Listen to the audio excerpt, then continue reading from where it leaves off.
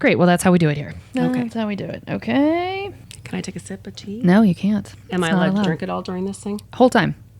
Yeah. I'm ready to You go. mentioned that you wanted like a cocktail or something to loosen up to do this. Feel free to also do that. I took 5 Vicodin, so I'm fine. Okay, great. Are you going to nod off in the middle of this shit? Fuck no, that shit keeps me awake. Oh, does it really? Okay, good. I've been doing Vicodin and iced tea. Okay, great. Okay. Lots of caffeine.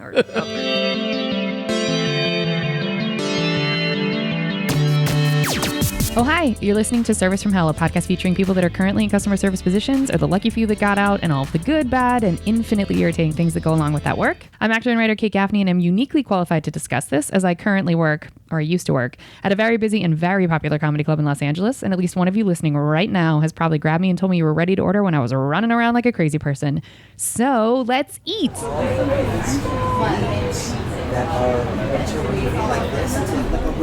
I'd like to welcome our guest, Sidney Thomas. Originally from my father's birthplace of Toledo, Ohio. What up, Toledo? Sidney made her real mark growing up in a suburb right outside of Detroit in the raucous late 60s and early 70s. She eventually came to Cincinnati, then did a work exchange in England in the late 80s. She graduated college from the University of Cincinnati in 1988 and lived in NYC shortly thereafter to see what the bright lights of Manhattan could offer. As is often the case, Ohio called her back, and in 2010, she got married and defected to Kentucky. Boo. Where she is now. Boo. Sidney's a very talented creative that now makes beautiful handcrafted pieces of art for her friends and family. Sidney is also a super talented knitter and self-entitled domestic declutterer who also has experience with hoarding, which I want to talk about. What is truly amazing is that Sidney can look at your space and not only make it more aesthetically pleasing, but she can also make it more efficient. I better know Sidney from her being my mom's best friend and her letting me endlessly talk about Hollywood nonsense, sorry Sidney, that she humors me with and listens to and asks all about, boring as I'm sure I make it. Right. She also expanded my entertainment exposure by suggesting one of the best written shows I've seen in ages called Wentworth, which everyone should immediately go watch, if only to see Robbie Magasiva. I'm saying his last name wrong, but y'all are going to know who he is.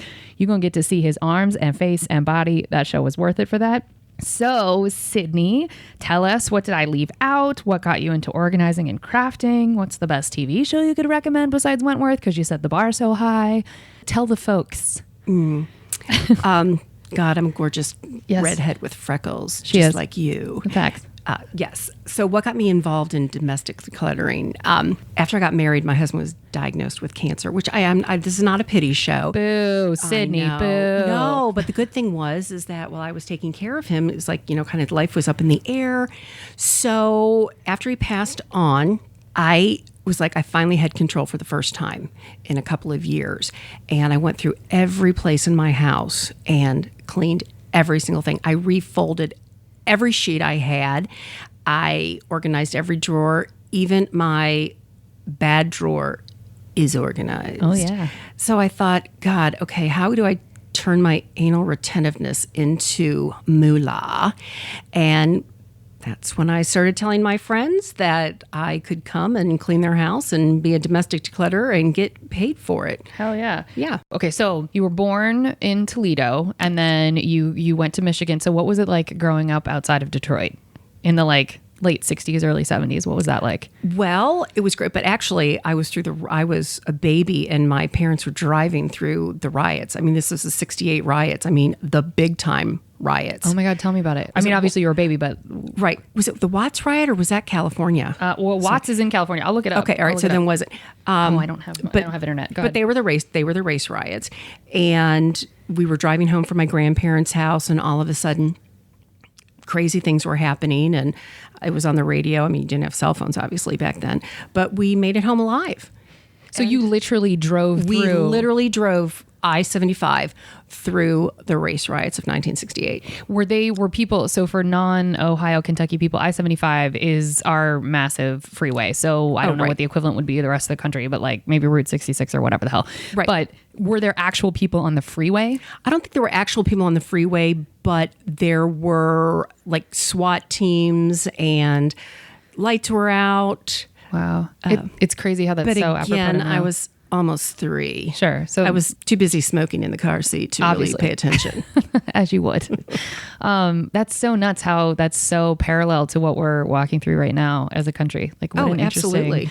And I would call them protests now, not riots, but riots they were called at the time in the 60s and early 70s. Everybody calm down. Okay, so you're experiencing living outside of Detroit during that time. Now, did you live in a mostly like black neighborhood, or was it a white neighborhood? It was probably mostly Caucasian. It was a little town called Royal Oak. And it was a charming little community town. And you live there, and what brought you back to Cincinnati? Or I guess for the first time, because you were born in Toledo. So what got you to Cincinnati? Right. So my dad was transferred in 1975. So I was 10. And then my dad was transferred. I grew up in this nice little quaint town called Marymount, where nothing bad ever happened. You could leave your doors unlocked. And literally the worst thing that ever happened in Marymount, it was in the town crier, is somebody had their snow shovel stolen off their porch. What? For shame. Yeah. Shame. The town shut down pretty much. What's funny though is for non-Ohio people, I love Marymount. That's one of my favorite neighborhoods in Cincinnati. It's still kind of a sleepy town-esque. I know stuff happens there, but It's still got that kind of vibe, which is lovely. Yeah. But there actually was a murder there. Ooh. Yeah. A murder. It was about maybe 8 years ago. An estranged husband killed his wife, and she actually graduated from the same high school I graduated from. Oh my God. I know. Wait, I didn't hear anything about that. So did they catch him? Oh yeah. He was like right there. He probably had the gun in his hand. I'm not sure if he shot her or maybe stabbed her. It was pretty terrible.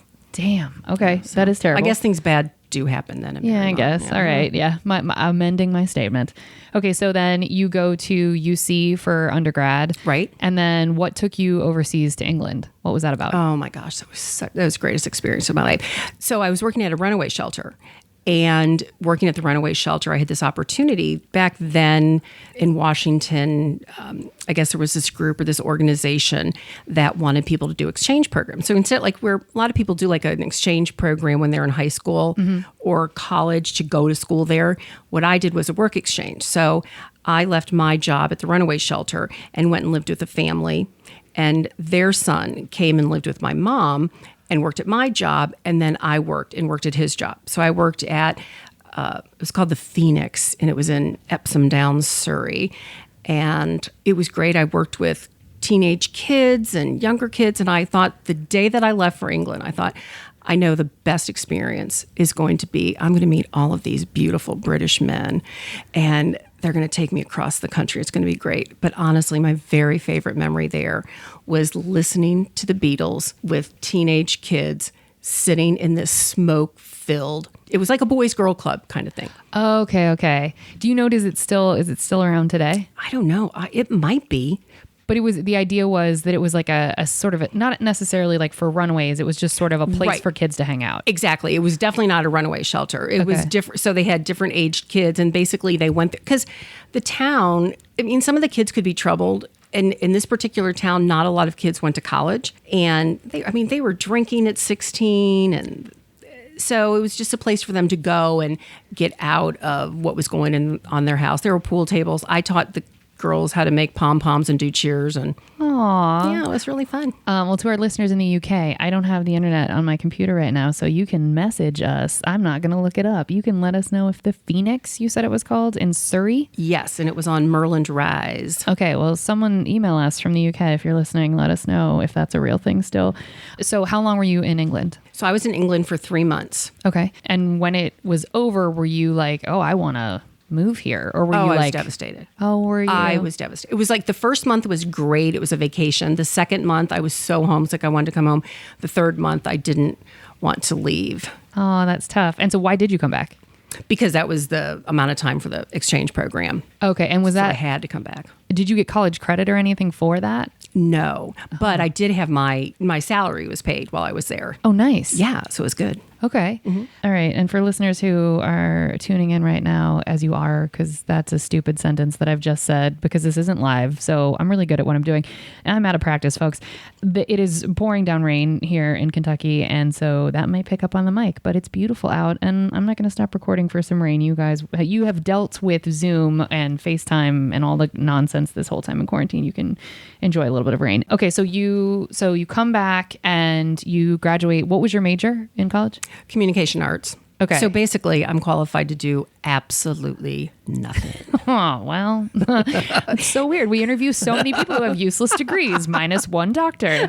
What do we have in common?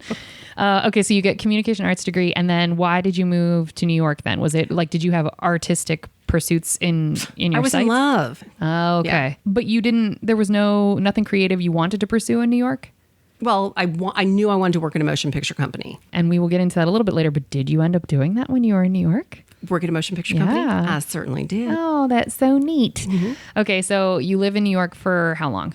About 2 years. Okay. And then was there the breakup got you back to Cincinnati, or was it you were just sick of New York? Oh, no, he had a girlfriend. Oh, I'm pretty like, yeah, I got to get the hell out of here. Oh, you were engaged and he was like I doing was that on the engaged side? Oh, of course, he was a man. I mean, excuse me. I mean, yes. Not all men are trash. No, they're wonderful. Yeah. But wait, how did you discover that he had a girlfriend? Oh, well, he had a briefcase and he was out one night doing something, probably, am I allowed to say fucking her? No. Okay. This podcast is super Okay, I'm G-rated. sorry. Okay, Never so- curse again, you bitch. Yeah, of course you can cuss. He was Go ahead. probably having intercourse with her. Sexual And- intercourse. Yes, exactly. And he had this briefcase. Okay, I'm not man bashing. However, the briefcase had a code on it. Okay. So I'm trying these different codes. I'm thinking, okay, is it his birthday? What is it? I got to figure it out. Guess what the code was? 911 or something? 000. Charming. Okay. So Yeah, and I was in love with him. So I opened the briefcase and I find these pictures of Michael and this girl. And I'm thinking, oh, I guess this is his ex-girlfriend. I'm like, okay, wait a minute. How could this be his ex-girlfriend if that's the shirt that I bought him for Christmas? Ooh. Yeah, so it's okay. It's okay. So, But you must have had some inkling that made you want to go into the briefcase. I hate well, of course, because, well, he had a drinking problem and he really wasn't that great of a person. My mom used to call him slick. And that's what he was. He was slick. I mean, he looked like he probably had connections to the mob. So he wasn't really an honest person. And I think sometimes if you're not an honest person, then other things in your life are not so honest. Weird. Yeah. It's a through line. They call that being on brand. Okay. So you discovered these pictures, and Yes. then did you immediately confront him and say, "Who's this bitch in these pictures?" No. I went into my job the next day and I quit. Whoa. I went in, I quit, and I said, oh, gave it some time or whatever. Meaning you gave them 2 weeks, or you? No, just, I actually gave them a month. And I don't even know how I confronted him or if I ever did or what happened. And then I moved home, but then I really didn't break up with him. I still went back and got my wedding dress. And I mean, I was in a coma. Yeah. I didn't know what the hell was going on. So you don't remember having some sort of confrontational experience with him where you let him know you discovered the pictures of him with this woman. You just were like, I'm going to Yeah, like maybe I did. And they were just friends or something. I believed it. I came back home and then I was still in love with him. And so, and then eventually I did end the relationship with him. And I got her. I mean, back in the day, you could really get even though there wasn't the internet. I mean, I called the phone company because I knew he was on the phone with her one night. I called the phone company and got the telephone number, this woman's telephone number. Ooh. And I called. And so she answered the phone and I said, whatever. So he gets on the phone. I said, you motherfucker, why didn't you just tell me you were screwing this woman? I would have let you go. And then she gets on the phone and she's like, Michael, go get my cigarettes. And oh my God. And she had this, I was like, you know what? Thank God. I'm like, thank God that's the woman he's going to have to be with. So that's okay. All right. Well, good for you. So you pack up, you come back to Cincinnati. So then how long before you defected to Kentucky? Because it was 2010 when you got married. Oh my God. Okay. So that was like another 20 years. Okay. And then you came to Kentucky because you got married? Yes. Or, okay.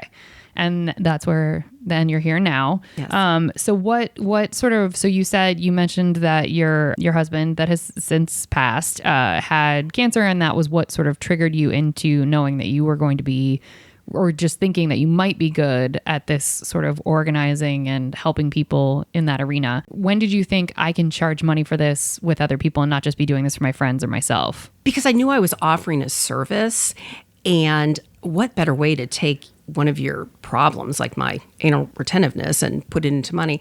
So the first person who hired me was a friend, and I helped her daughter.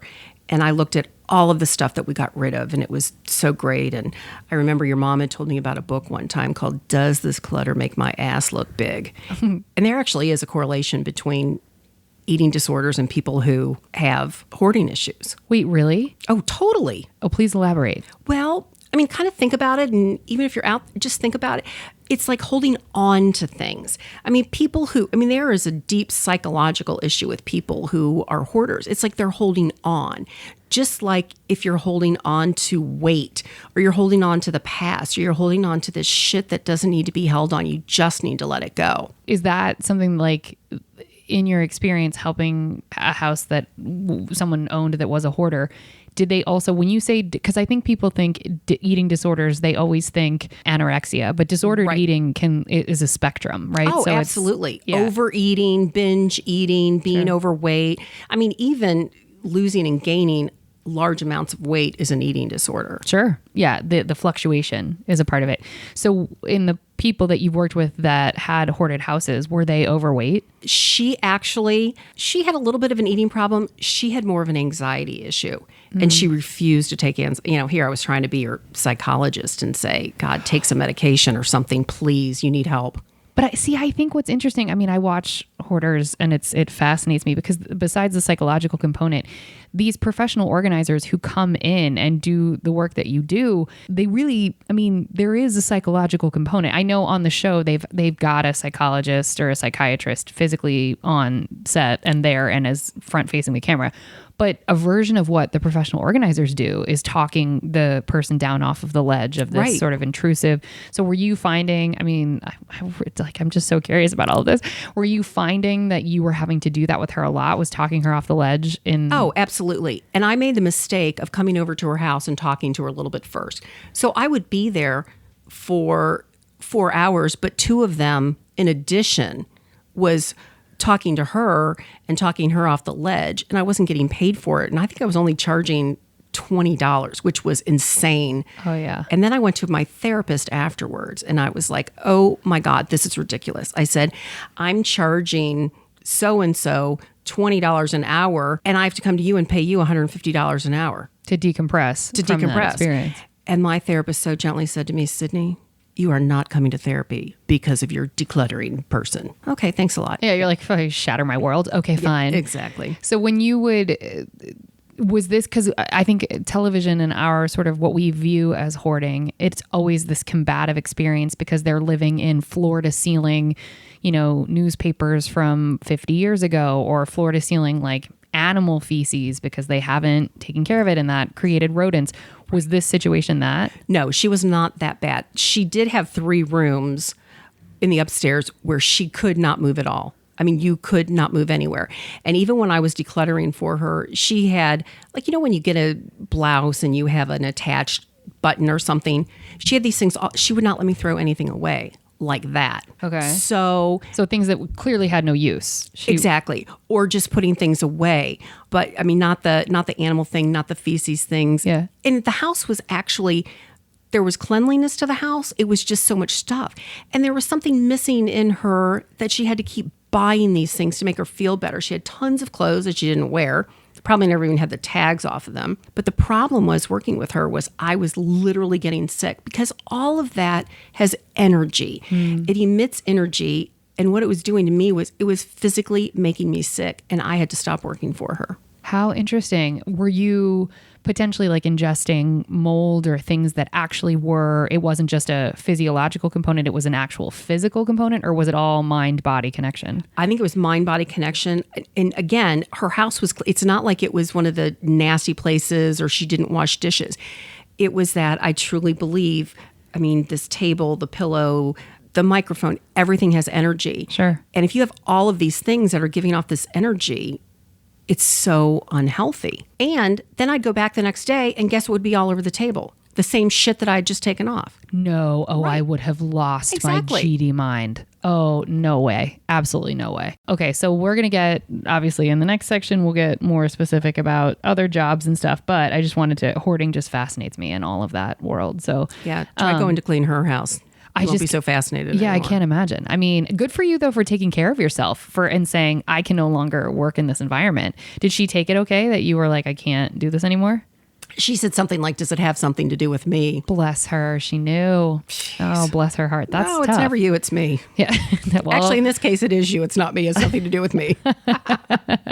okay, so get us up to a little bit more to today. So your husband got sick and then passed away how long ago? Oh my gosh, it's been like 6 years. But we had a lot of fun before he died. So this is not a sob story. It's okay. It's part of the story though. Okay, so you had a lot of fun. He passes away. And then now today, what do you, I don't even know how to ask this. Like, what are your sort of goals for the future for, do you have professional goals or do you have sort of anything you want to do with the house or like anything that's sort of getting us up to today that like wakes you up in the morning that you're like, I love fill in the blank, and it can be TV and you have TVs. Yeah. Well, God, I hope I make it through this interview, this podcast. I hope I make it through the day. I hope I wake up tomorrow to go to work. I want to enjoy life. I mean, I don't have a full-time job. I have like part-time jobs. I mean, I did kind of marry well, so that was nice. I love working on my house. I would love to go on a fucking vacation. Hello. However, welcome to Corona. COVID time is fun time. Mm-hmm. Yeah. It's like, it's almost like being there is okay. It's the getting there. How do you get there? Yeah. So anyway. You mentioned having a job now. What do you do now? That is, are you still organizing and doing stuff for people on the side? No, I organize my own house. I do a little bit. So I work at a bakery. My friend owns a cupcake cookie shop. Am I allowed to say the name of it? Yeah. Shout out the Sweetery. The Sweetery. In Marymount, Ohio. Oh, seriously. Best cupcakes and cookies ever. Okay. I don't know. She must put something addictive in them. Because probably. Totally. Yeah, that feels very Ohio. Maybe we could get her to sponsor this podcast. Oh, that's hello. You got any gluten-free cupcakes? I'm all about it. Oh, sorry. Nothing gluten-free. Damn it. Well, then fine. Sorry. Maybe she can sponsor my guests. It's fine. It's good. So amazing. And I'm kind of the front of the house, even though we don't let people in the shop right now because of COVID. But I wait on people, and I'm the personality behind it. But I do like to organize things at the shop. So that helps. Okay, cool. Okay, so that gets us up to today. And all right, where is it? Okay, I hope you enjoy. Oh, well, real quick. Yes. Now, really quickly. I already put this in the intro. You haven't answered it yet. You recommended Wentworth and ruined my life because I spent hours and hours and hours watching that beautiful man and also this just like crazy well-written show. Right. Which it's the Australian Orange is the New Black, but Orange is the New Black doesn't, in my opinion, hold a candle to. Because it's like on steroids. It's like Orange is the New Black on steroids. Yeah, because it's so much more intense. It feels realer. It feels like this is really prison. And Nicole De Silva. Hello. Oh my God, what Frankie a great Doyle. actor. Oh, she's such a good actor. Do you have another recommendation that can hold a candle to Wentworth or something else? It doesn't have to be in the same genre, but is there another show that is as good? So, I mean, totally different genre. I love The League. Okay. Now they're not making new episodes of that, right? Oh no, that's been off for years. But that's one of those shows that you could watch it over and over and over and over. Why? Again, because they're hilarious. I mean, this group of comedians, absolutely. If you've not seen it, Mark Duplass. Is that how you pronounce his last name? Mm-hmm. Mark Duplass. Yeah. Nick Kroll. I love Nick Kroll. Yeah. So it's just, and the premise is that they've all been friends since high school and they love fantasy football. But even if you don't like football, it doesn't matter because it's just their characters. They're fun, they're funny, and obnoxious. Their relationships. Yeah. Okay. Right. So it's a comedic one that you would recommend that you can binge watch that you love. Right. Another really good show that's fun is Hustle. It's a British show. Oh, It's not The Hustle. Okay. It's Hustle, which is these five people in England. Actually, one of them is an American. And they are basically con artists, but they do big cons. Okay. They do like 250,000 pound cons, and it's genius and it's fun. Oh, great. Okay, Hustle. I don't know that show. All right. Well, great. I'm going to go watch that. Well, we hope you enjoyed your apps. We're going to go on to the entrees after a quick break.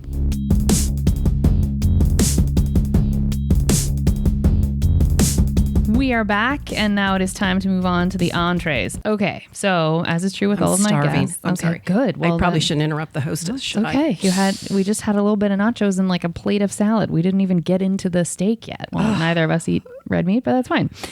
gosh. Good job, Kate. I'm doing great. Okay, so and this is the super speed round of questions. Okay, I'm just going to ask you, and feel free to tell stories off of the questions that I ask, and I'll be as specific as possible. Okay, what was your first job ever? Not just necessarily customer service, but the first job where you received money for babysitting. How long were you a babysitter, and what age did you start? Well, I started at 11. Jesus Christ, what were you doing watching kids at 11?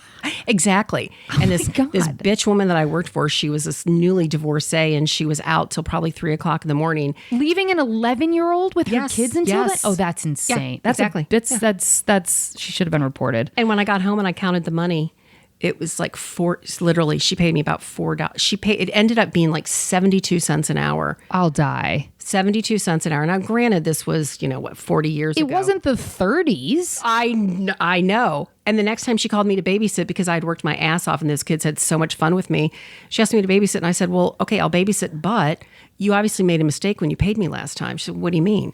I said, I think you gave me $4. You should have given me. She's like, oh, that's all I pay. And I said, well, you ain't ever going to have me babysitting your kids again. Good for you. At 11? Yeah. Good for you. Oh, I don't even know if I have the chutzpah to be that strong now. And that's how we should advocate for ourselves, especially as women. Like, exactly. That's a great. But you know what? I digress. I think the first job that I actually literally got money for was rubbing my mother's feet. Oh, we're not going to talk about that on this podcast. Okay. We go just talk about babysitting because feet disgust But I me. have been in hours of therapy to take care of that. Cool. We're going to move past it. Okay. Can you edit that out, Kate? Nope. I'm leaving it in. Shit, I'm in trouble. Everything you say is going. Schedule another appointment. How many customer service jobs have you had? Every single job I've ever had has been customer service. Okay, let's count them. Let's go. Oh, so we God. started, we're not counting the feet situation. I don't want to talk about that. Okay, no. Babysitting's one. Okay, so the babysitter. Then I worked at the Marymount Branch Library. 2. And then I worked at Holmes Hospital. 3. What were you doing in Holmes Hospital? You don't have to speed through this. What were you doing there? Oh, okay, Holmes Hospital. I was a ward clerk. So basically, I took doctor's orders. Not like he wouldn't like say to me, hand me a scalpel or anything. I would answer phones. I would answer patient calls, and a patient would say something. What does that mean, take doctor's orders? What do you mean? Okay, I'm sorry. So a doctor would write orders and say, Kate Gaffney's been admitted, and she's got vaginal bleeding or something. Why don't you tell my tales on this fucking podcast, Sidney? I'm sorry. I hope your mother's not listening to this one. And so I would, take down, and I'd say, she has to have her bandages changed every so often or whatever. Oh, so he or she, the doctor would just write the orders, and then I would kind of like transcribe them and do what I needed to do, or I'd answer the phones. People would want to call, see how their loved one is doing, or a patient would call and say, I'll never forget, patient called and said, I need something for flatulence. Get the fuck out of here. I was 18 years old. How did you not? I giggle now. I was totally giggling, and I'm thinking I had to look it up in the fucking dictionary to see what flatulence even meant. Oh, that's funny. So then you had to call in each room and find the nurse. I mean, it wasn't like nurses had cell phones back then. Sure. So I literally had to call and find the nurse. And when the nurse finally said, okay, what does the man in 4B want? And I had to repeat it. Oh my God. He wants something for flatulence. Yeah, at 18. Like, Exactly. That's so ridiculous. Okay, so wait. So you took, what was your title there, though? I think it was called, a ward clerk. Or specialist, something like clerical specialist. That is such a weird, I know. vague, like, what an odd. Okay. Yeah. All right, so hold on. We're going back. So babysitting, library, ward clerk. We're only at 3, or did you say a 4th and I missed it? Okay, no, that's right. Okay, then I worked at the runaway shelter. So Okay, that's for sure customer service. All right. totally customer service. What was your title there? I don't know, den mother, whatever. Would you like answer phones at the front, or were you in the mix with everything, it? everything. You I would did it all. answer. Okay. I would answer suicide calls. I would answer calls from. But you know what? But the sad thing was back then, and again, this was the 80s. Kids were running away because the 14-year-old girl, her mother wouldn't let her go out with the 25-year-old boyfriend, so she runs away. Just to have sex with the older guy? Well, or because her mom is abusive. Her mom wasn't abusive. Her mom doesn't want her dating some 25-year-old guy. Yeah, exactly. I think that unfortunately the real abusive kids, we never saw them. Like the kids that were truly abused. Yeah, it was kind of sad. So, Oh, God. Yeah. So you guys, I guess what I don't understand with the concept of a runaway shelter is, were they then housed and, eating Yes. and showering, and this is where they Yes. lived? Yes. So would their parents be made aware of the fact that oh, they... absolutely. You had to call the parents within 24 hours. So there was a state, was the state involved in this location? Yes, it would have been county It would have been like a county. So this was Hamilton County. So that was Cincinnati, Ohio. And it was down by UC. And I was working there while I was going to college. And I mean, there were kids who ran away for other reasons. And then, but they lived there. I mean, there were boys and there were girls. And they would sleep there. They would take their shower. They would eat. I mean, I'd have to make them dinner every Saturday and Sunday. And I have to cook for like 20 runaways. So what I guess I don't understand is so when these kids who, for whatever reason that they wanted to go or they wanted to leave home, was their destination, I'm going to go to the runaway shelter and live there? Or was it that someone in the county scooped them off the street and said, you got to go to the shelter? So it was both. Ooh. So kids could go there by themselves. Okay. I had a parent one time on a Saturday. It was like 9 o'clock on a Saturday night. And this woman drops off her kid. She's like, okay, he doesn't follow my rules. He's not my problem anymore. He's your problem. Holy shit. And I'm thinking, I did not give birth to this kid. This kid's not my problem. Anyway, of course, you take them in. But then doesn't that become like she surrendered her parental rights? I mean, it's not that serious. Okay. I mean, yes and no. Okay. And it was a temporary shelter. So the kids were not meant to be there for more than 30 days. I mean, even the average would have maybe been 5 days or a week or something. Then we had kids who were referred by the juvenile justice system. And we had counselors there who would counsel the parents and say, okay, and again, the goal was to get the kid back with their parents. Okay, so it's like transitional housing, no. Not even transitional. It's more like take a break. Have you ever had an argument with your parents? Never. I'm an angel. Okay. Not once. So praise the Lord. Definitely not in COVID. Definitely not living in my mother's basement. We have gotten along pristinely. It's perfect. So then this is irrelevant. You would have no need for none. Okay. Well, for example, when I was young, I did have issues with my parents. You were the only one. Go ahead. The only one. And so maybe I wanted to run away because whatever it was, my mom was making me work too much, or she was, just some sort of authority bumping heads situation. As all children. Exactly. Yes, exactly. okay. So you run away and then you counsel, just like if you've ever been in counseling and you want to work out the problem, because most of the kids are not going to be taken out of their home, because where are you going to put them? Well, I guess that's where my brain is going. Because you wouldn't, foster care is an option if the parent has surrendered parental rights or, there's sort of a, because this is also fascinating to me because it's sort of a generational response to children. And so it's an interesting thing to see how it was handled at that time. Because I'm trying to think now, I'm like, are there even, there's community centers that pop up, I guess. I'm thinking in terms of LA, like there's places that kids can go for the day. But I don't even, this is totally my ignorance. So I'm not saying these places don't exist, but I've never heard of in 2020, some sort of, runaway shelter, which feels like it would serve a function and purpose now. Oh, it still exists. It still exists. It still exists. Okay. But again, the goal is to get the child and the parent talking again and maybe start therapy. Maybe the family had never had therapy before. So then were you trained as a counselor, or because you called yourself a den mother, or were you just, I'll handle the logistics here? I think it was, crisis counselor. Okay. But also too, I was the one who was in charge. So I was the responsible adult. Wink. They were stupid. Exactly. Okay. And then we had I started out as a volunteer and then got a paid position. Okay. And so would you be the front facing, because I would imagine some kids found their way there after, because I just think, my brain goes so negative. I think of being trafficked. I'm like, how are these kids, like if there's a place now for kids to just go that would be a safe sort of shelter. Right. That's a beautiful idea. Exactly. So, but I feel like the load on you because how old were you when you were doing this? Gosh, it was like I guess it was 19. So it was 19. So you weren't even that I worked much there older until than- I moved to New York. So I worked there Okay. all through college, basically. Okay.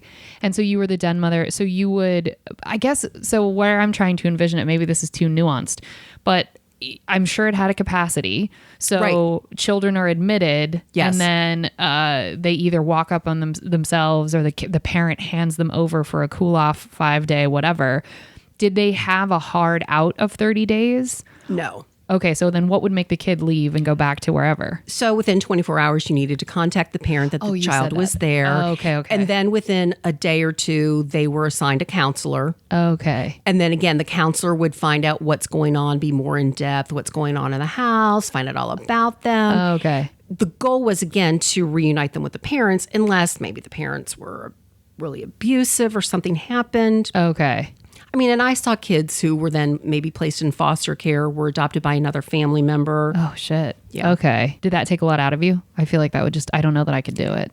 It did. I mean, there was a lot of it that was fun, but I mean, I was working 10 hours on Saturday and 10 hours on Sunday. Then I had to go, back to college, the whole thing. It's too much. But the thing that I found fascinating there is these kids. Am I going to talk about sex on this podcast? Absolutely. Okay. So way more sex than I was having at that age. Oh, I mean, bless. And the craziest thing ever was we had a laundry room, and one night I found a note in the laundry room that was from this one boy. To this day, I can envision him.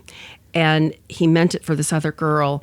And these kids must have been 15. And this note said, and I quote, "Meet me in the laundry room tonight because I want to fuck you till you bleed out your toes." Jesus Christ. Okay, now, I don't know about you, but Yeah, even at 55, No thanks. I mean, like that's going to turn, oh yeah, I'm going to be in the laundry room. So you're bleeding out of your toes. Yeah. No thanks. Yeah, I No wonder thanks. what that kid's doing now. Well, also, but at 15, I think, he probably thought this is a cool, sexy thing. Also, boys in their teens are just a walking pile of hormones and don't Well, even that's know where to true. put their hands. So, I mean, he was just probably thinking, Where's feet? There you go. Well done.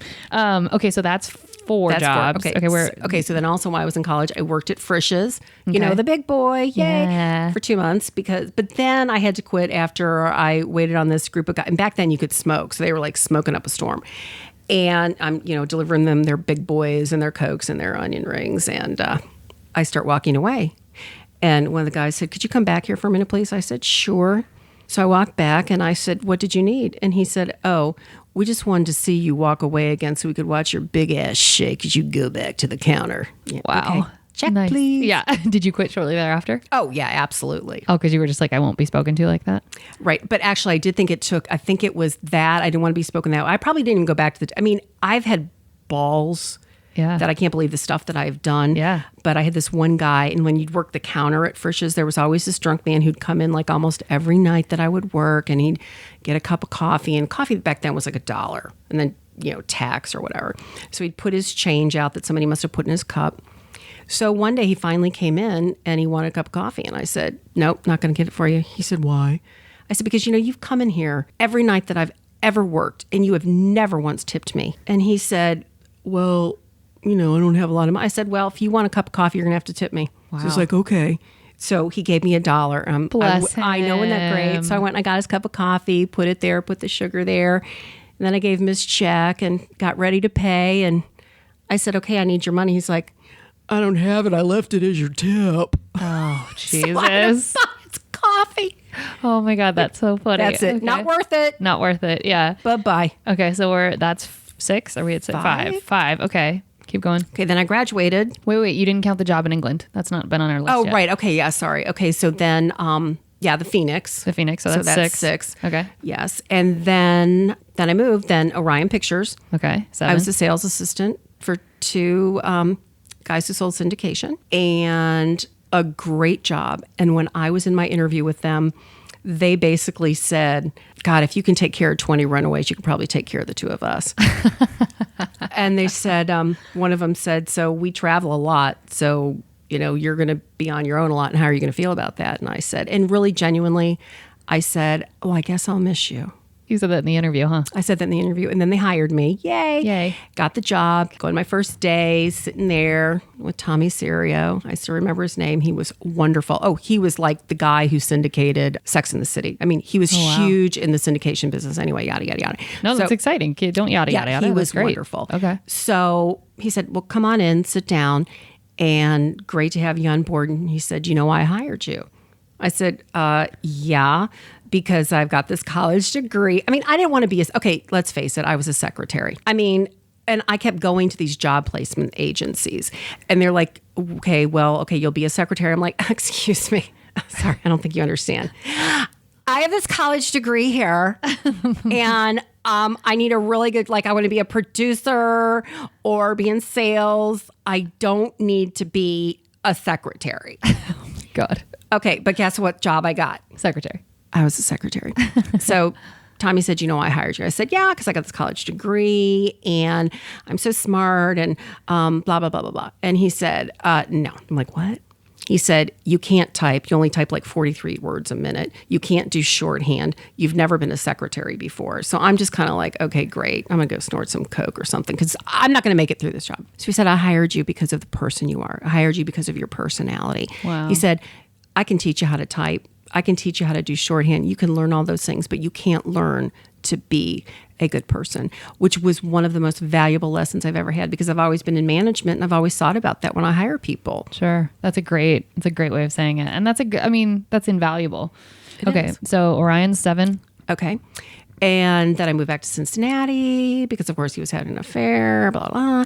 And then I worked for Volunteers of America, which was a halfway house for convicted felons, murderers, sex offenders, drug dealers, what have you. And I did fundraising then. So For them, yes. Okay, so that's 8. I wasn't fundraising for the criminals. I was fundraising for the organization. I mean, come on, Kate. Sorry, keep up my with bad. this, please. Okay. Yeah. So that's 8. Okay. Okay. And then I worked at a company called Start Renting that we recovered money for hospitals. So if somebody went to a hospital and they didn't have insurance. Oh, shit. So that's definitely customer service. Okay, yeah, 9. Exactly. Jesus. So basically we helped people get on welfare. And these were people who were, and it really was, it was gratifying because these were not people who were scamming the system, because if you were out of work for a while, you might not have had the money or made the money. So I did that for 9 months. Then while I was doing that, I worked at the Cincinnati Hotel. That's as 10. a sales manager. Oh, bless. And they hired me because of my experience in New York working with the entertainment industry. Okay. All right. That's 10. What else? Okay. So then after the Cincinnatian, then I worked for my friend Judy, who had a jazz club. What was that called? Called Judy's Harmony. Oh, interesting name. Okay. Yeah. It's 11. And what were you doing there? Were you bartending or what were you? Bartending, cocktailing. Okay. Then I worked for a company called Start Renting, which it was a rental guide, like a free rental guide. And I was supposed to sell stuff to people to list their apartments or whatever to rent. Okay. I did that for 2 months. I hated it. It was not a good job. Hated it. Then I was a clinic counter manager selling cosmetics. That was fun. I really loved that. You did? Oh, I loved it. Because I loved my customers. I loved makeup. I liked making people feel good about themselves. So you didn't have to deal with any like bitch women that were like, Of course I had to deal with bitch women. Okay. I've dealt with bitch women my entire life. I'm really an expert. Yeah. So it's 13. Okay. And then I worked at Curves and I was a manager of a Curves, which is where I met your mother. That's true. What is Curves? Because I don't think everyone will know. Okay. So Curves is a fitness facility designed especially for women, featuring a 30-minute workout with weight management and aerobic activity to give you a full cardiovascular workout in 30 minutes. Ooh, good pitch. Now I want to join. Yeah, Good but they're job, basically Sidney. not really in business anymore. Oh, really? I didn't know They've that. lost a lot of. At one time there were over 10,000. It was the fastest growing franchise in world history. Holy shit. Yes. And what happened? I have a lot of theories. I think the biggest thing is, people want to lose weight, people want to be healthy, but they don't want to put the work into it. That's facts. That's true. Yeah. And so the only health club that is in existence today, that was in existence 40 years ago, 50, 60 years ago, what do you think it is? Let me think. Gold's Gym? No.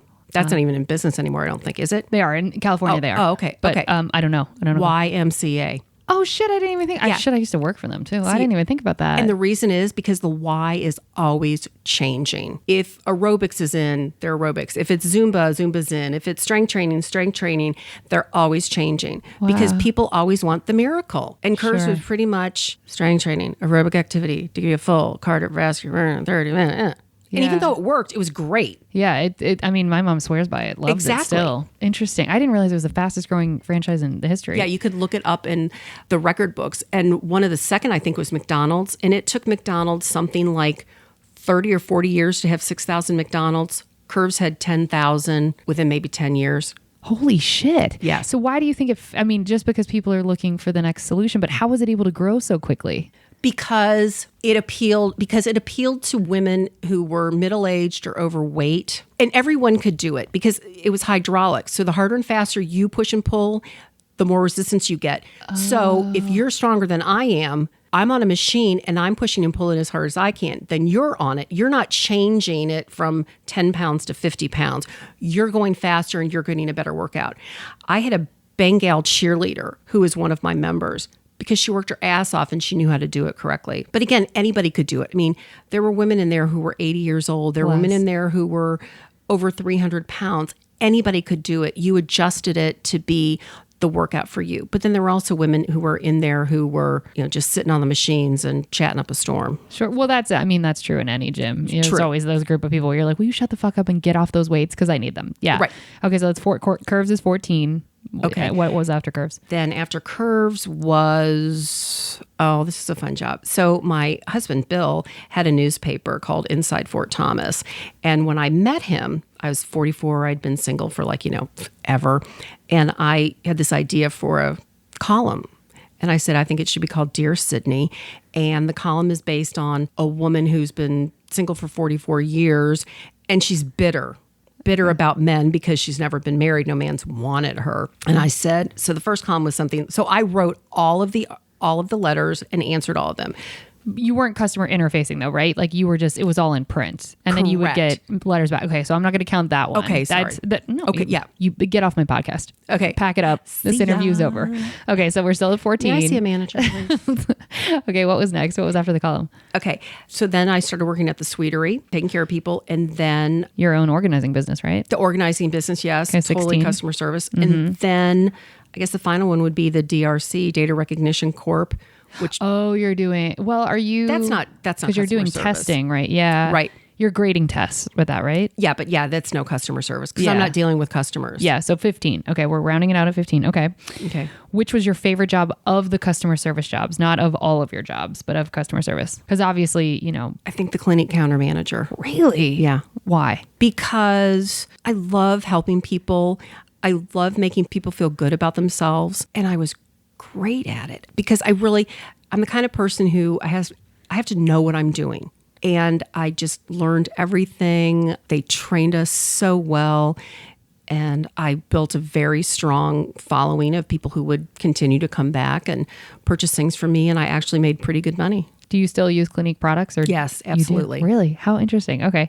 What was your least favorite of all the customer service jobs? It ended up being curves. In the end, it was curves. Yeah. Why?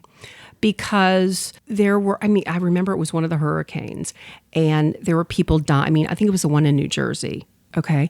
And people were dying and people didn't have homes. And this woman came in and she was about 78 years old and she just looked so upset. And I thought, oh my God. I said, Millie, what's wrong? And she said, I'm just so upset. I said, well, what's wrong? Tell me about it. She said, well, ever since the new owner came, we no longer have our names on the walls and she makes us change our shoes before we get on the machines. And I thought, that's it. That's what you're concerned about?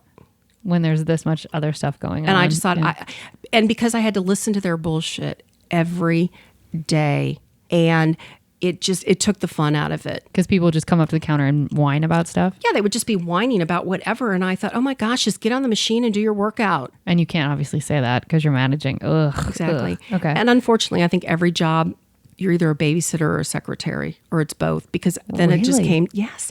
Think about it. Secretary is you're kind of taking care of things, you're taking care. And babysitter is you're taking care of people, listening to all their whatever, and gosh, that's a really interesting theory. Yeah, that distills working in general. Yeah, okay. What's the weirdest thing you've been asked to do whilst on the clock? Okay, this has to do with your mother. Okay. Oh, I know this is okay. Maybe this shouldn't count, but it was one day I was there at Curves and she was the only woman on the circuit. And usually there'd be there could be 20 people, 10, 15 or whatever. And we were talking. And it was really the first time I'd ever talked to her. She said, may I tell you something? I thought, oh boy. I said, here we go. Yeah, I go, here we go. Oh, okay. So she said, that toilet is filthy dirty. And I said, okay. And she said, do people ever clean it? And I said, well, I know. And she's like, she's like, at least 2 months, I think nobody's cleaned it because there's the same, feces around it. And then the back, she's like, basically, and, Kate's mom is a nurse. So, and my mother was a nurse. So she used all these big terms that I knew, like feces. So I said, okay, let me go take a look at it. So I go in there and I looked at this toilet and I thought, it looked like a fraternity Oh, God. of boys had been in there for years. So I said, I'll have to excuse myself and I'm going to clean the toilet right now.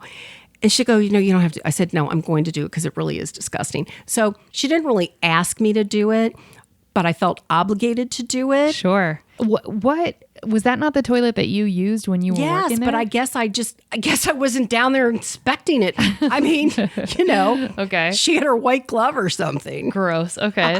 So cleaning the toilet. Okay. Yes. Was there an incident in any of your customer service jobs where a customer has asked to speak to the manager? Oh God, yes. Please. Can you think of one? Oh yeah, totally. Okay.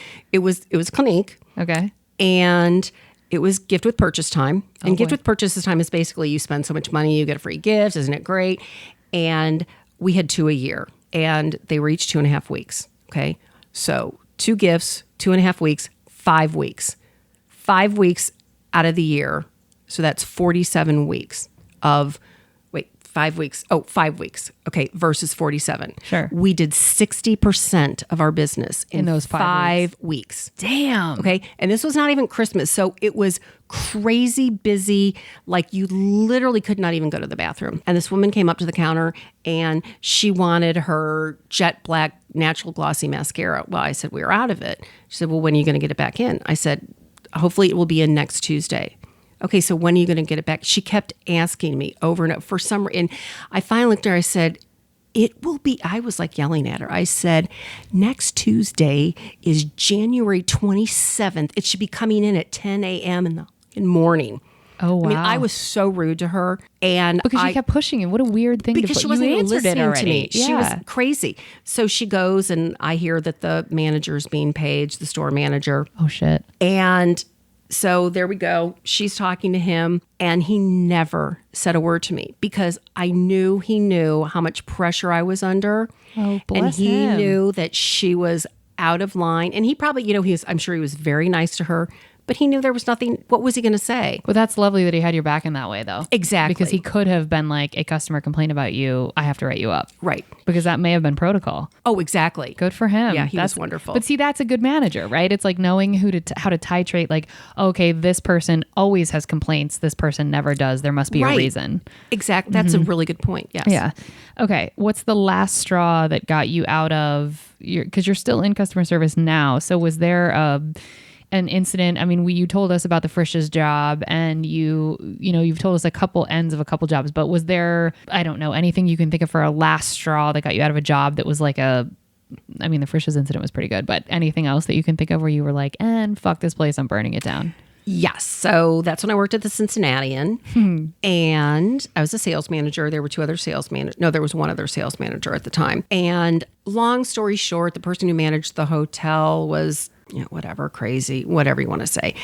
And she never fired anybody. She never fired any manager because she never wanted to pay unemployment. She would just take you off the schedule or something? No, what she would do is if she had a problem with you, she would say, you're not working out in the Palace restaurant, so we're going to switch you to being a manager in housekeeping.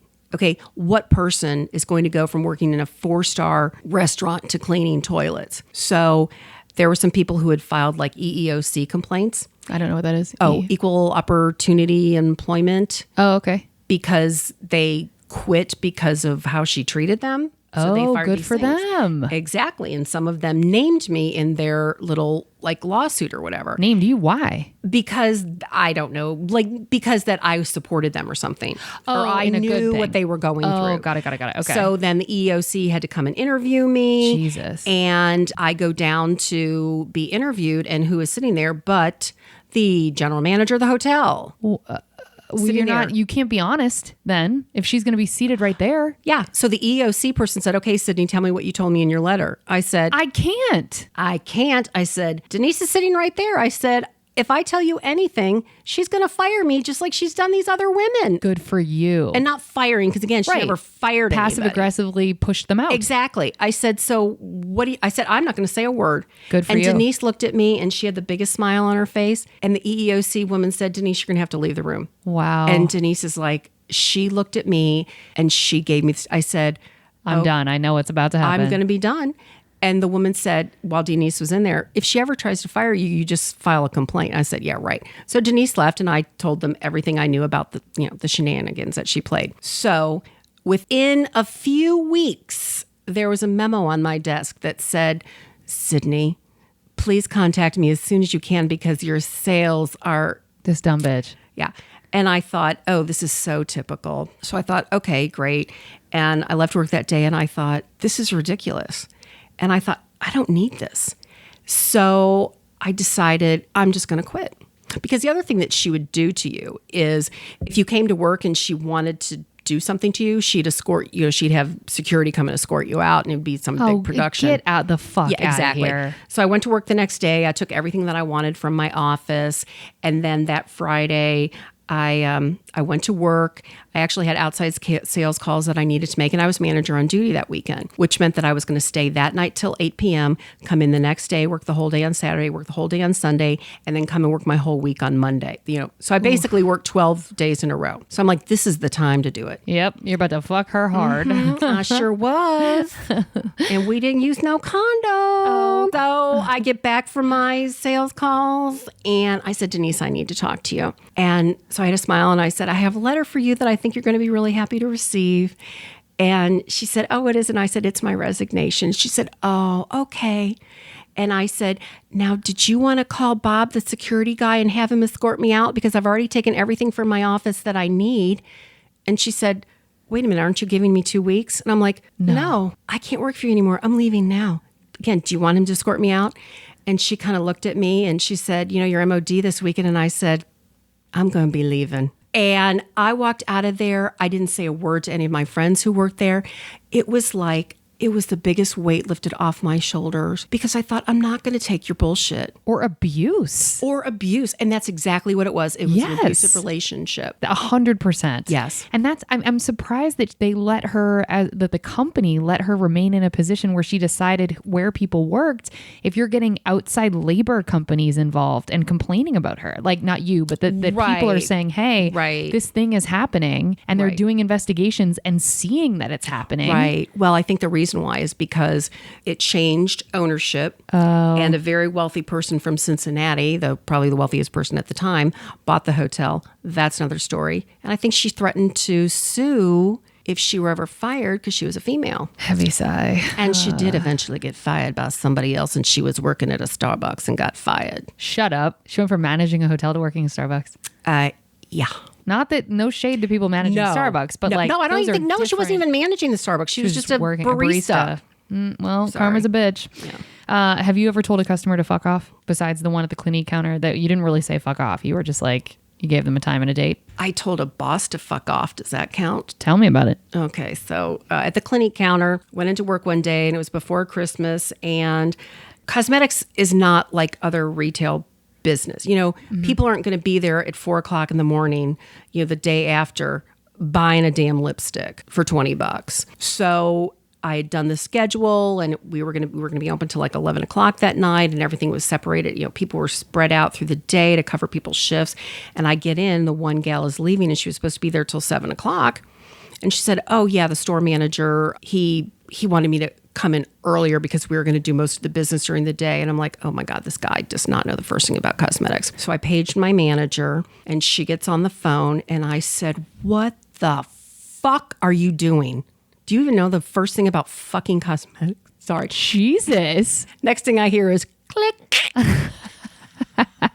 You weren't fired immediately? No. Shock. I mean, you must have been so good at sales. They must have just known that you... Well, but so then I get the Sidney Cannon 300, which means the store manager wants. So I call him. He's like, yeah, I think you need to come up to my office. I'm like, all right, fine, whatever. He wore a bow tie. Okay. Bless him. That's all I'm going to say. I like bow ties. Okay. Well, so I go up, and I am fired up. And I was a communication major. I know that if I want power in the room, I'm going to stand and have the person sit. Yeah. So he's sitting down, and I'm standing up, and I'm demanding to have the authority. And he said to me, why did you talk to your manager? I'm not even going to say her name, give her the satisfaction. Yeah. Why did you talk to her that way? I said, because do you even know the first thing about running a cosmetics business? And I said, I kind of think I said, you're probably really fucking stupid.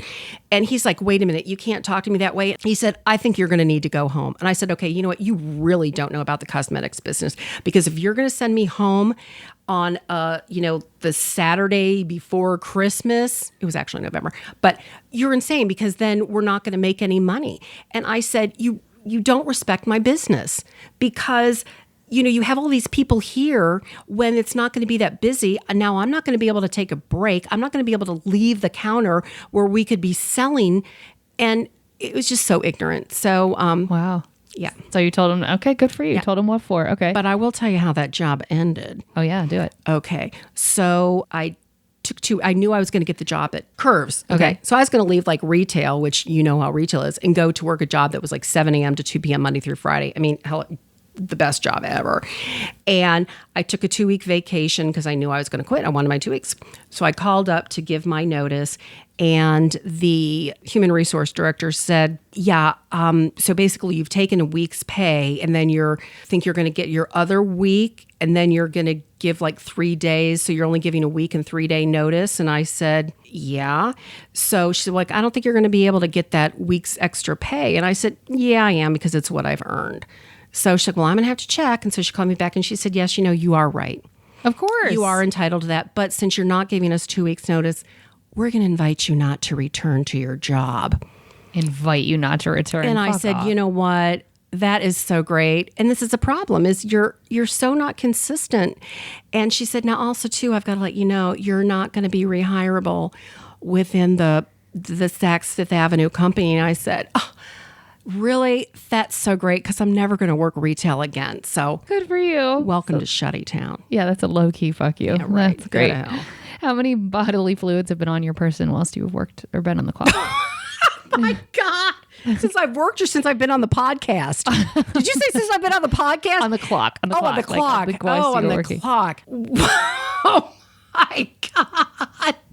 I love this question. Oh, my. I mean, do I name them, or do I just number them? Yes and yes. Okay. Well, so, I mean, I urinated. I puked. No. Not you. Oh, not you. wait. Not you. I'm sorry. Other people. Like, have other people ever barfed on you, peed on you? Have you ever had someone else's bodily fluids on you?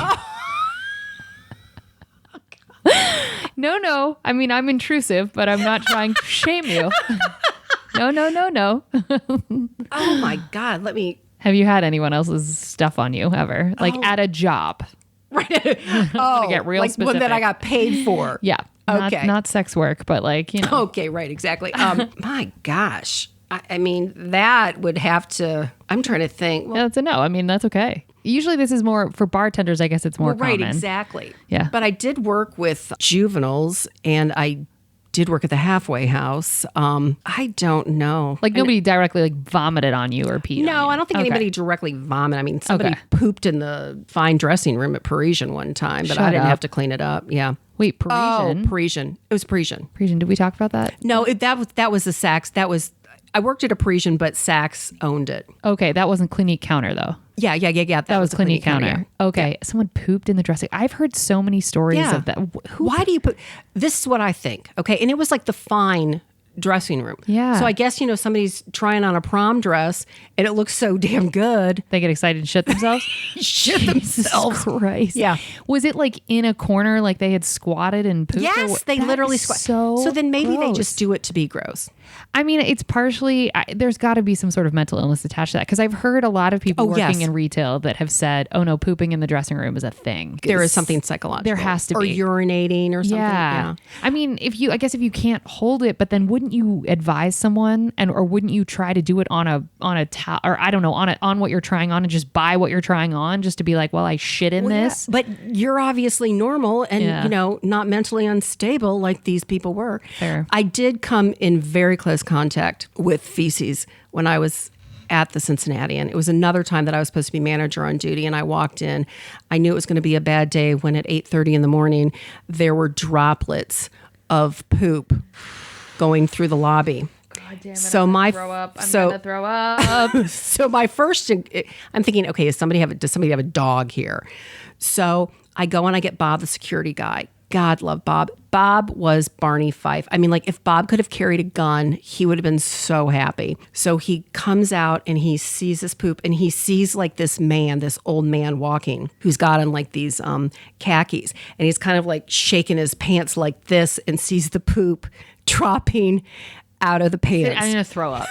This is so fucking Okay, gross. let me get you a bucket. Okay, so Bob goes up to this guy, this old man, and he looks at him. I swear to God, he said this. He said, "Did you do that? Is that yours?" I think if Bob would have had a newspaper, he probably would have smacked him on the nose like you do a dog. Oh my God. Like what? Do you DNA test that? Yeah, what do you do? And so what did the guy Can you say? dust No. it? Did Can he you say dust no? poop? It's not I mine? don't even know what he said at that point. Oh God. So did you have to clean it up? Oh, hell no. Who cleaned it up? I wasn't in. I guess Bob might. Oh, maybe Bob Bless called. Bob. No, Bob didn't clean it up. I'm sure Bob called. Custodial services or whatever. Exactly. God, gross. Okay. We're moving on. Do you tip? Hell yeah, I tip. How much? I tip minimum 20%. Sometimes I will like be nice and like, I've tipped like $5 on $10 or something. Okay. But if I'm ever not, and I tip all the time when I get coffee. You do? Oh, all the time. Okay. And if I don't tip, and I think I've tipped now with people that like since Corona and stuff because Sure. people are out of work. But if I'm ever not going to tip, I'll never not tip somebody. But like if there's a server and you know that a server is good or bad, you know when it's a server's fault or you know if it's the kitchen's fault. I have before left a crappy tip and wrote a note and said, "I'm not a shitty tipper. You're a shitty server." Have you really written Yes, that note? I have. Wait, what constitutes a shitty server? If she sneezes in your salad. Shit. Well, that's like, Or that's if you've asked her a few times for water, or like if you ask for iced tea, do you want lemon? No, and then she brings you the iced tea with the lemon. It's like servers who don't listen. pay attention. Okay. Right. Now, what if she's slammed? What if she has 27 tables and you can see she's the only one in there and she keeps coming back to the table and saying, Yeah. "I'm so sorry. I'm so overwhelmed." I would give her more. Yeah. Okay, cool. Absolutely. So you're fair. Yeah. Do you ever, well, no, you already answered that. Were you ever stiffed when you worked at Frisch's? Hello. Yeah. First, of course, like the man, like the old man who Okay. went stiff. Yeah, I've been stiff before. Was it consistent there that you would Oh, be no, stiff? you mean stiffed and didn't pay their bill. Or either way. Well, either way. Have you yeah. ever had a bill walked out on or just not been tipped? I probably had to have a bill walked out on. And there were many times that I wasn't tipped. And there was this one guy, like when I worked at the bar, and he would come in. I think he worked at G. And one time I said he didn't have any money. He was going to go. And I said, okay, I'll buy you a beer. But, you've never tipped me. I said, so I'm going to do something nice for you. So you better start tipping me. And did he? I think so. Or maybe he just stopped coming. It's like, I got what I wanted. Exactly. Oh, people are terrible. Okay. And were you ever fired from a customer service job? I mean, I guess the hotel Right. situation, kind of, but you quit before I you have could be never fired been fired. in your life, right? I have never been fired. Lucky Just you. like relationships. My first boyfriend broke up with me. I have ended every other relationship because if I think it's coming, I'm beating it to it. I'm going to do it first. I get that. Okay. And then who's the worst customer you can think of, or just an example? I mean, you've given us some bad customer examples, but like the worst one you can think of offhand. I'm trying to think if there was a customer who made me cry. Ugh, I hate that there are so many of us who have that story of I hate that. But Oh, okay. worst customer, got it? Got it. Okay. So when I worked at the Cincinnati and I was in charge of the entertainers, and that's one of the main reasons why I got the job, because I worked in New York and I met all these, wonderful, fabulous entertainers, blah, blah, blah. Jodie Foster was my favorite, by the way. She Aw. likes coffee with cream and sugar. And she's gorgeous, even without makeup. So anyway, blah, blah, blah. So Lenny Kravitz. Am I allowed to say? Yeah, Okay. he was the worst. Oh, mother. Yeah. So anyway, okay. So when entertainers would come and stay at the hotel, I would always send like bowl of fruit and Evian spring water or something, like it's a welcome basket. So did that for Lenny. And so Lenny was checking out. The group was checking out. So the housekeeping staff called me and said, "We have a problem." I'm like, "What?" And there was another entertainer who was going to be checking in because it was a 1-bedroom suite. So I go up there and Lenny Kravitz had given his Rottweiler a bath in the Roman size. Okay, first of all, we didn't know that he had a Rottweiler there. So he gave his Rottweiler a bath in the Roman sized tub. It took her over 30 minutes to get all the hair out. He had dog shit all over the room. Oh, that's so terrible. And that Evian bottle that I gave him so freely, he made a bong, made it into a bong. And so, of course, so we couldn't sell that room because we had to strip the carpet and do all this stuff. So I called his Tour manager or travel agent. Okay. And they always, put down a credit card for incidentals. And we're like, okay, this is what you did. This is what he did. We have to buy new carpet. We're going to charge you. And that travel agent reamed me a new asshole and said, oh, that carpet was already bad in there and they never paid for the carpet. Oh, but you had it's a contractual obligation. They have to pay for that. Oh, they never, travel agents for bands never sign the contracts. So they can get out of everything? Oh, they got out of everything. Yeah. And then am I going to tell another one? Yeah. Okay. So Tom Jones, you remember Tom Jones? It's not unusual to be. Yeah, Carlton. Yeah, okay, go ahead. Women used to throw their panties at him. That dude? Oh, yeah, totally. Jesus. Okay. Not my type. Now, okay, if you can picture him, okay, if you can picture Tom Jones or picture him in his younger days or Google him right now, look at him while we're talking. He was staying at the hotel. And again, I get a call from housekeeping because Linda Ronstadt is going to be checking in when he's checking out. Okay. And literally the room turnover was going to be very quick. So there's one bedroom suite. No, we had several one bedroom suites, but but it just happened to be that it was probably the summer and there were lots of concerts going on. Got it. Okay, so I get a call. Okay, Sidney, we have a problem. Okay, what is it? I said, intro. I think you're going to need to come up to the room. So I go up to the room and there is black dye everywhere. So it's in hotels, don't ever sit. Hey, just FYI, don't ever sit on a comforter in a hotel. Always take the comforter off your bed. Oh God, really? Because they never wash the comforters. Okay. They might do it a couple of times a year, and even the blankets a lot of time, unless you're staying in a really good hotel. Ooh, gross. Okay. Yeah. But if they double sheet them like we did at the Cincinnati, and that's good because then you're not touching it. Anyway, so black dye everywhere. Black dye on towels, black dye on the comforter, black dye on the carpeting, black dye on the dust ruffle of the bed. And I'm thinking, what the fuck? How does that happen? Did this motherfucker just dye his shoes? And throw his head all around, dye his hair, dye everything? That's not what he was doing. He was dyeing his skin. I'm sorry? Yeah, he was like coloring his skin so he looked like he had a tan. So what was he using, like shoe polish or what was I don't know. Dye skin. I don't know. Holy shit. Yeah, dye skin. Skin dye. I didn't know that was a thing. I mean, I know that there's spray tans and stuff, but that would have been before the era of spray tan. This was like the early 90s. And maybe it was the same thing that he used on his hair. Yeah. So then did that ruin all of that material? Like all the comforter was ruined? Oh, yeah. So you had to chuck everything. Did you guys charge him? That I don't think we did. I don't remember. Mm-hmm. Who did these people? I mean, it's like you hear all of these stories of bands destroying hotels. Not unusual to dye my body. Yeah, that's right, so exactly. Odd. Okay, well that's up there. Mm-hmm. Okay, well we're going to move on to the good stuff. We hope you saved room for dessert. Oh, yeah.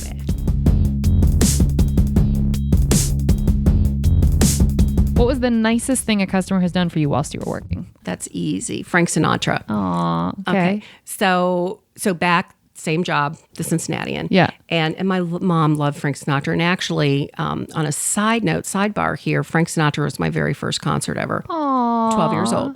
Yeah. Oh, I love that. It was so great.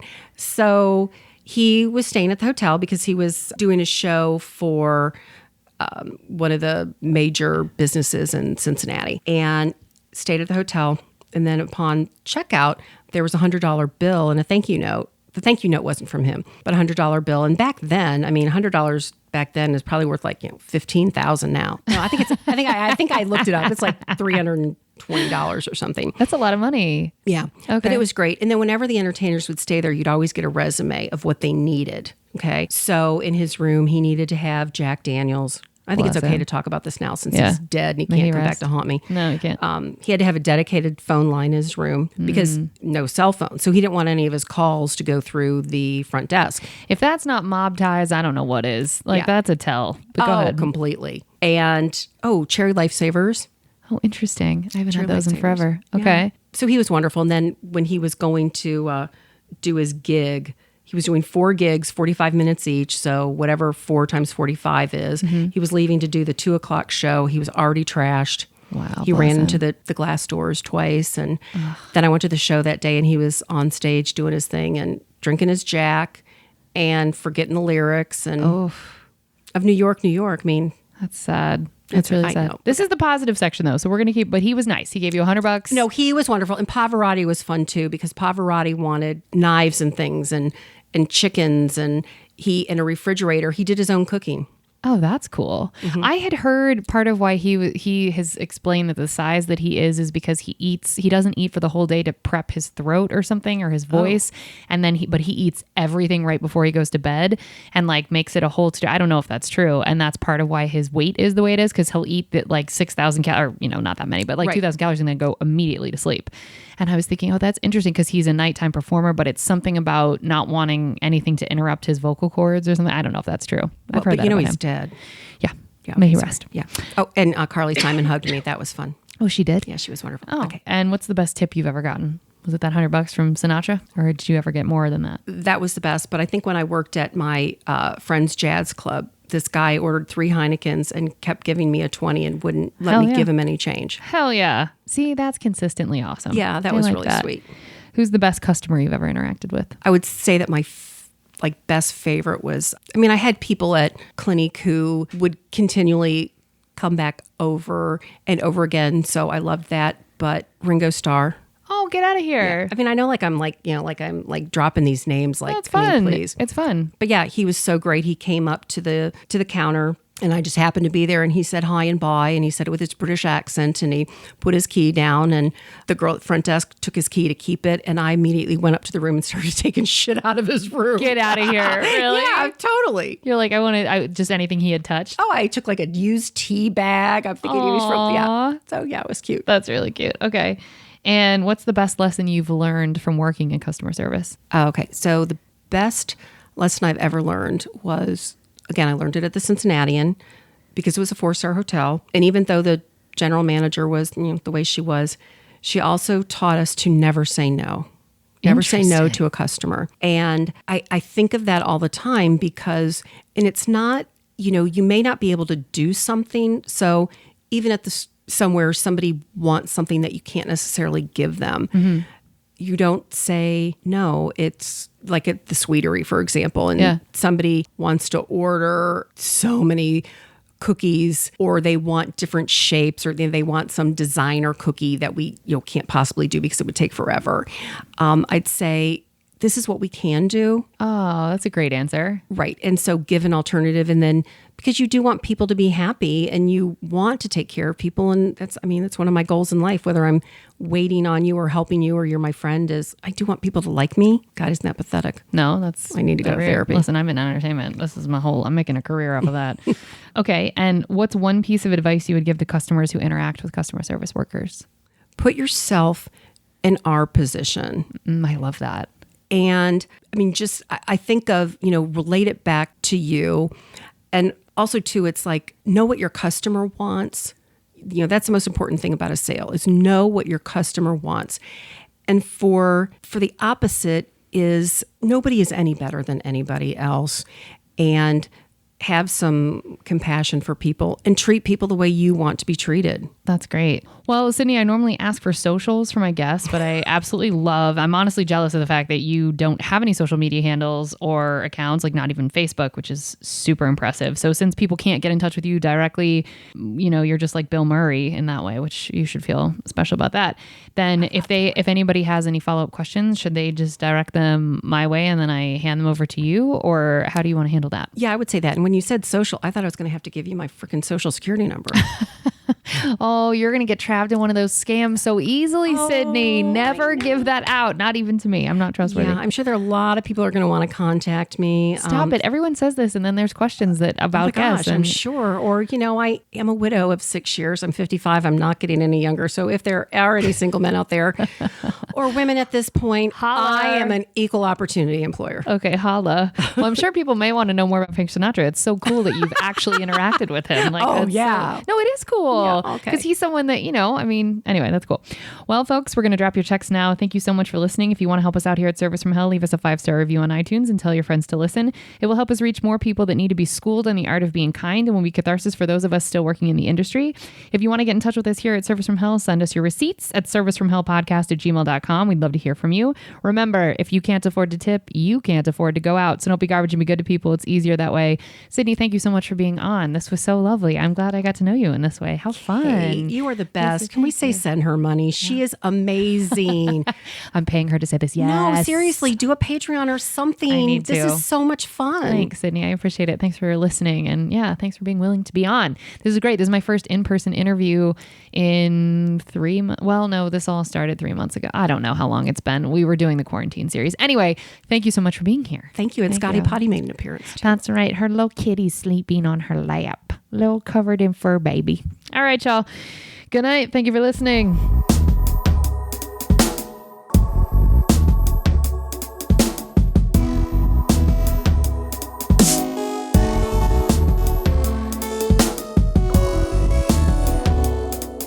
I hope it was okay. Oh, it was great. Thank you for doing it. I really appreciate it. Yeah. Okay, we're turning the fucking air on. Oh, yeah, I know. Okay, I'll do it right now.